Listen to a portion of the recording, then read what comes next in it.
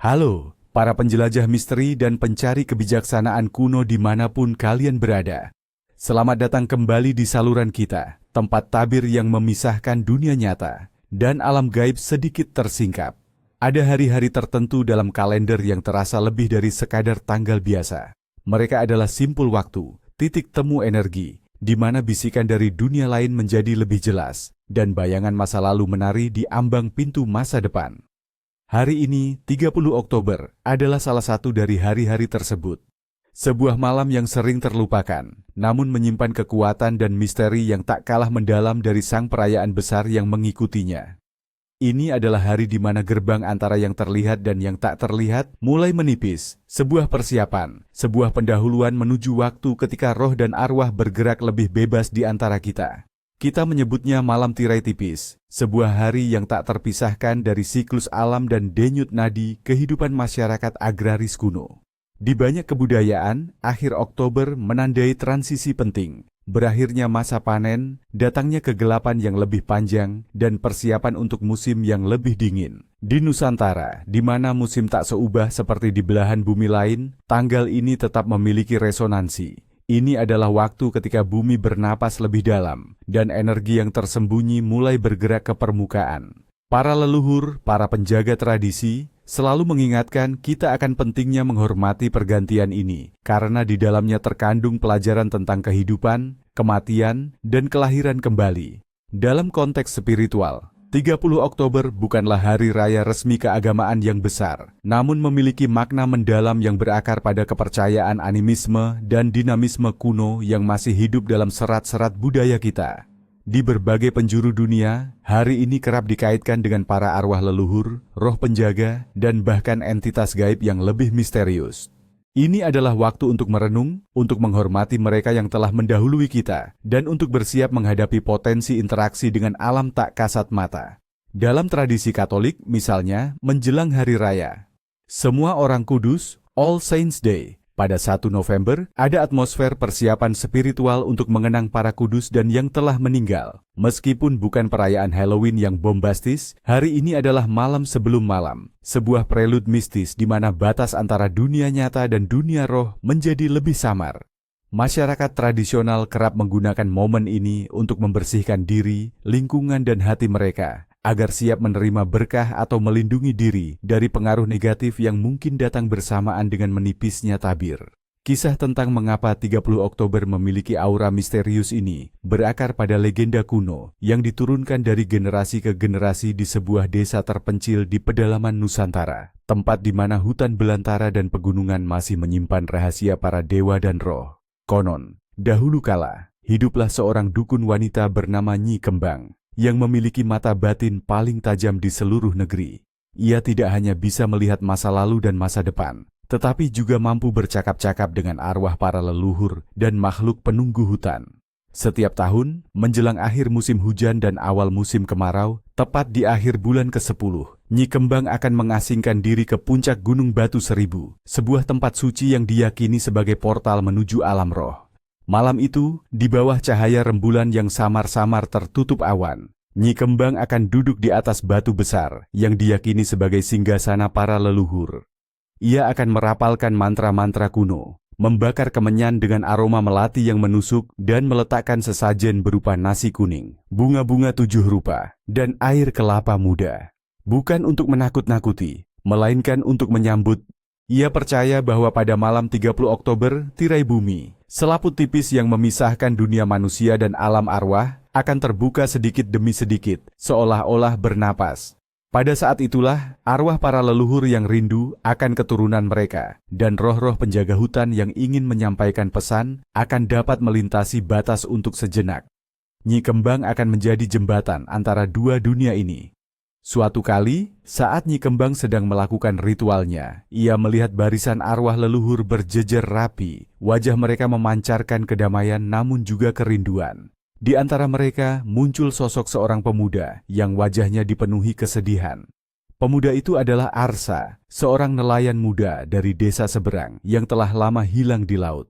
Nyi Kembang mendengar bisikan Arsa, "Nyi, sampaikanlah kepada ibu dan kekasihku bahwa aku tidak tenggelam karena badai.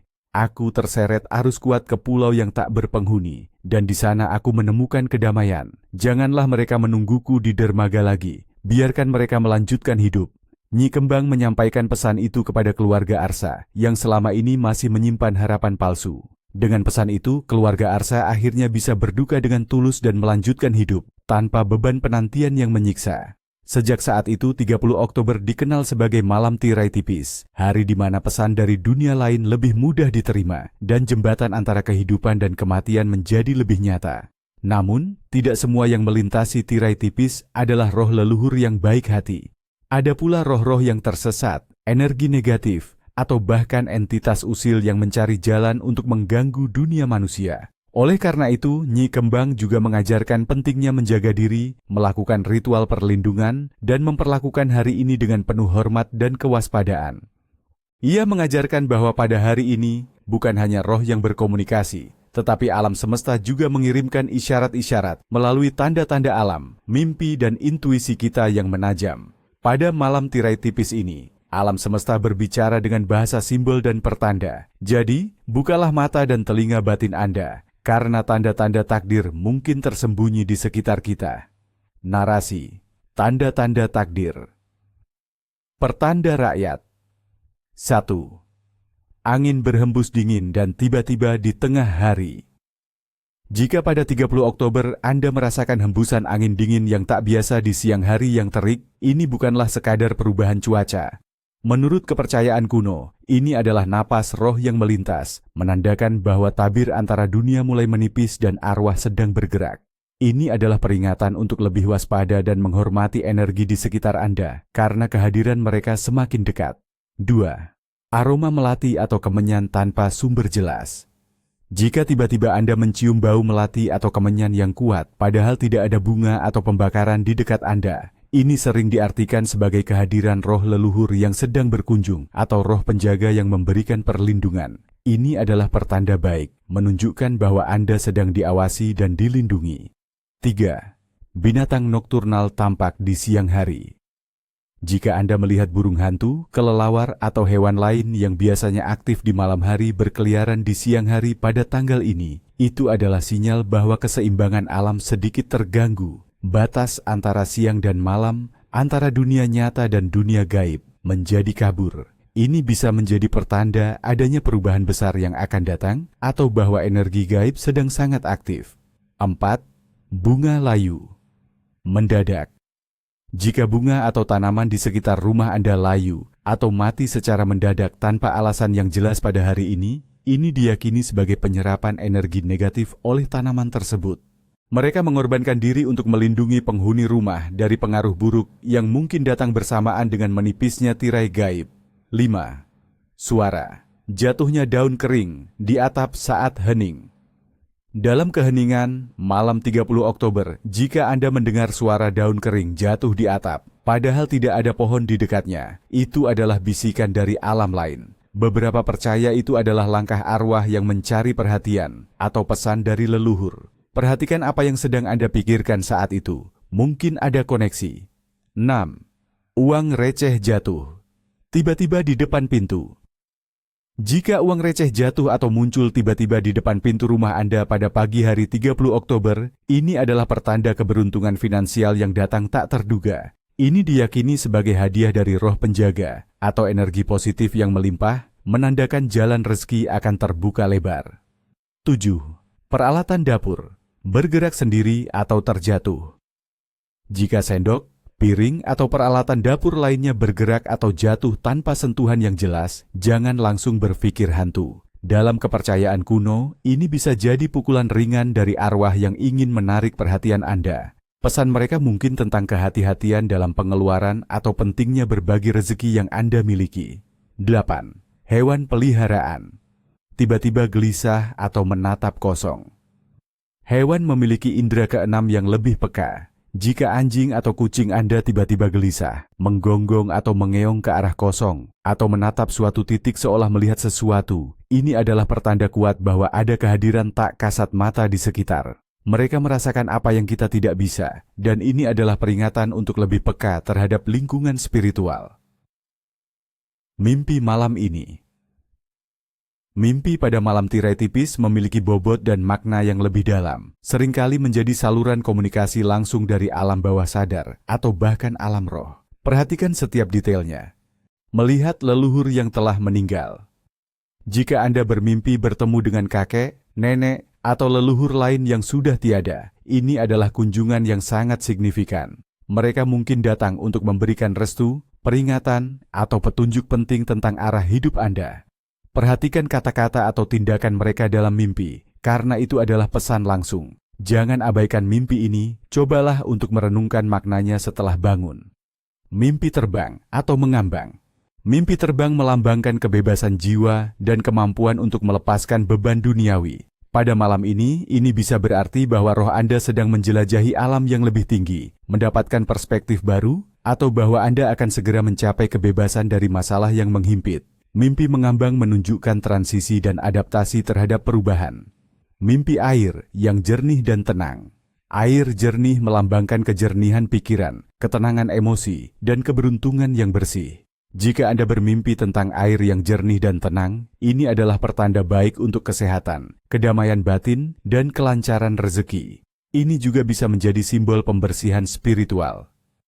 Mimpi tersesat di hutan atau labirin. Mimpi tersesat seringkali mencerminkan kebingungan dalam hidup nyata. Pada malam ini, itu bisa menjadi peringatan bahwa Anda berada di persimpangan jalan dan perlu membuat keputusan yang hati-hati. Ini juga bisa berarti Anda sedang menjelajahi sisi gelap atau belum dikenal dari diri Anda dan perlu menemukan arah yang benar. Mimpi kehilangan gigi. Meskipun sering dianggap pertanda buruk, pada malam ini kehilangan gigi bisa melambangkan pelepasan sesuatu yang lama dan tidak lagi relevan untuk memberi ruang bagi hal baru yang lebih baik. Ini bisa berarti Anda akan melepaskan kebiasaan buruk, hubungan toksik, atau cara berpikir lama yang menghambat pertumbuhan Anda. Mimpi binatang pembawa pesan. Ular, burung, kupu-kupu. Perhatikan binatang apa yang muncul dalam mimpi Anda. Ular bisa berarti transformasi atau kebijaksanaan tersembunyi. Burung sering melambangkan kebebasan dan pesan spiritual. Kupu-kupu adalah simbol perubahan dan metamorfosis. Pesan yang dibawa binatang-binatang ini pada malam ini sangat kuat. Yang lahir hari ini. Mereka yang lahir pada 30 Oktober, di bawah pengaruh malam tirai tipis, seringkali diberkati dengan karakteristik dan takdir yang unik. Mereka adalah jiwa-jiwa tua yang memiliki kepekaan luar biasa terhadap energi di sekitar mereka. Mereka adalah individu yang memiliki intuisi yang tajam, seringkali mampu merasakan apa yang tidak diungkapkan oleh kata-kata atau melihat kebenaran di balik penampilan. Mereka memiliki aura misterius yang menarik orang lain, namun pada saat yang sama, mereka cenderung tertutup dan membutuhkan waktu sendiri untuk mengisi ulang energi spiritual mereka. Takdir mereka seringkali melibatkan perjalanan spiritual yang mendalam, pencarian makna hidup yang tak berkesudahan. Mereka mungkin menemukan diri mereka tertarik pada bidang-bidang yang berhubungan dengan spiritualitas, seni, psikologi, atau profesi yang melibatkan penyembuhan dan bimbingan. Mereka adalah penasihat yang bijaksana, dengan kemampuan alami untuk memahami kompleksitas emosi manusia. Namun, kepekaan mereka juga bisa menjadi pedang bermata dua. Mereka mudah menyerap energi negatif dari lingkungan, sehingga sangat penting bagi mereka untuk belajar melindungi diri dan mempraktikkan ritual pembersihan diri secara teratur. Mereka memiliki potensi besar untuk menjadi jembatan antara dunia material dan spiritual, membawa pencerahan bagi orang lain. Iminaniki, nama-nama yang merayakan.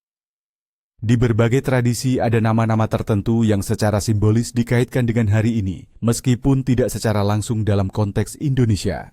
Namun, kita bisa melihatnya sebagai waktu untuk menghormati individu dengan karakter yang kuat dan bijaksana.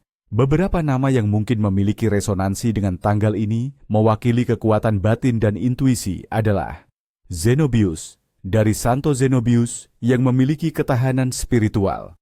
Alfonsus, dari Santo Alfonsus Rodriguez yang menunjukkan dedikasi dan kesabaran. Marcellus, nama Latin yang berarti kecil atau pejuang, melambangkan kekuatan tersembunyi. Untuk konteks Indonesia, kita bisa mengasosiasikannya dengan nama-nama yang berarti malam, bayangan, bunga, atau bijaksana, seperti Malam, Bayu, Aidu, Kembang, Aidu, Arjuna, Lestari, Ai, Mari kita ambil contoh karakter Arjuna.